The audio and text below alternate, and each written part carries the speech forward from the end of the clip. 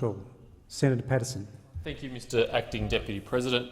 Well, I do worry about my colleague Senator Marshall's fragile ears. I hope he too doesn't have to hear ideas that he's not comfortable with, that he doesn't agree with. That would be a great travesty in a democratic chamber like this one, to have to encounter ideas one does not agree with. I find myself again thanking the Greens for bringing an important topic, an important motion to the chamber, but I won't surprise them when I say I have to take some issue with the specific wording and angle which they've taken. This morning, when I saw the MPI letter come around, as it does every sitting morning, I thought it was fair enough that the Greens want to debate this issue. It's an issue that's passionate to them, and I expected them to be advocating for renewable energy as they do. But even I was surprised to see the Greens claim that renewable energy in Australia today is the most affordable and most reliable source of energy in Australia. Wow. Wow. Renewable energy today is the most affordable and most reliable. I think a few South Australians would take issue with that, but I'll come to that in a moment. I would accept if the Greens had said that the cost of renewables are coming down, and they are, and I think that's a positive development. I would accept if the Greens said that renewable energy technology is improving and it's becoming more reliable. That's also true. But to say that today in Australia it is the most reliable and most affordable source of energy is absolute fantasy land stuff. It is absolute alternative facts land. If that were the case, if it were true that renewable energy is cheaper and is more reliable, then why do we need any subsidies at all for renewable energy? If it's cheaper, if it's more reliable, then people would be building it. The private sector would build it without any funding at all, any government funding at all. And yet we have a renewable energy target that this government has of 23.5% by 2020, which I think is quite ambitious, and which those opposite want to turbocharge and make it 50% by 2030, and I know the Greens would go further yet. If it were true that it was more affordable, then those policies would be completely unnecessary. Renewable energy would be rolled out on its own without any assistance from government. But let's come to South Australia, because South Australia is a salutary lesson here. We have seen in the last 4 months in South Australia 4 blackouts.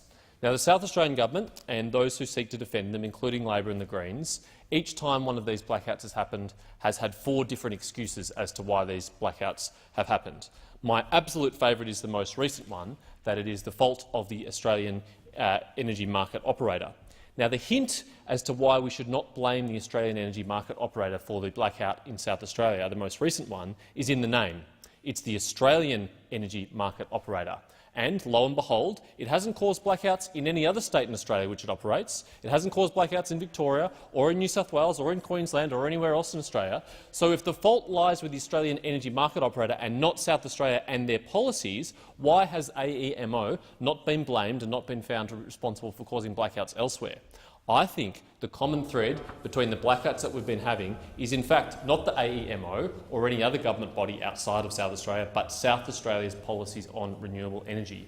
And it is not a coincidence that the state in Australia which has the least affordable energy and the most serious issues with reliability also just happens to be the state which is most reliant on renewable energy. And the AEMO said in their report in December, after the spectacular statewide blackout, that yes, absolutely it was triggered and the cause was the weather events that knocked out poles and wires across the state, but that the South Australian electricity grid is less resilient, and that's a direct quote, less resilient than other energy grids around the state because of its unusually high reliance on renewable energy.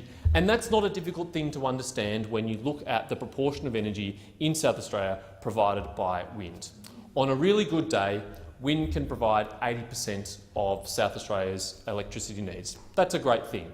But unfortunately, not all days are good days from a wind point of view, and on some days it produces much less energy than that. In fact, on average it produces about 40%, and last week, when they had a blackout, it was producing 2.5%. Now, the unfortunate thing about that is, unlike thermal generation of power, in which we control how much is produced, we don't control the wind, nor do we control the sun, and therefore we are vulnerable to a state which is so reliant on renewables to fluctuations, radical fluctuations in supply. So if you want to have an electricity grid which is predominantly provided by renewable energy, you need two things. Two things are absolutely essential. You need storage of electricity and you need backup. Now, storage of electricity at this stage and at where we are in the technological cycle is not viable to supply a whole state, and I hope that that one day will change, and I hope technological evolution will allow that to happen. But we're not there today. We do, however, of course, have the capacity to back up our electricity networks with traditional thermal-fired power stations like coal or gas, which can come on and back up supply, but only if there's an incentive to do so, and only if they haven't been pushed out and pushed aside like they have been in South Australia by the renewable energy industry. So unless we're able to overcome those two things, then renewable energy will be intermittent and will be unreliable, and that will have a very real cost for families and households. And even if we are able to overcome those things, we'll have a very serious issue of affordability, because renewable energy itself, as we know, since we need a RET to make it viable, is expensive, and the backups required to make it reliable is also expensive. So at the end of the day, if you want a state which is predominantly providing its electricity needs through renewable energy, then you have to accept that it's going to be much more expensive electricity than it otherwise could be. Now, I think that in this day and age is a very, very unwise thing to do. Australia could be the energy super capital of the world. We could be more efficient, more competitive than any other nation in the world because we have some of the most abundant natural resources in the world. In terms of coal, in terms of gas, we could be leading the world. In terms of uranium even. But we do not lead the world because of some of the policies that have been put in place, and the South Australian government is the leading example of this. We know that because they used to boast about how they were the leading example of this. Jay Weatherill, the Premier of South Australia, once proudly boasted that they were conducting a big international experiment in South Australia. Well, the results are in, the experiment has failed, and people are paying the price. Families are paying the price because their children are not able to have air conditioning on a hot day.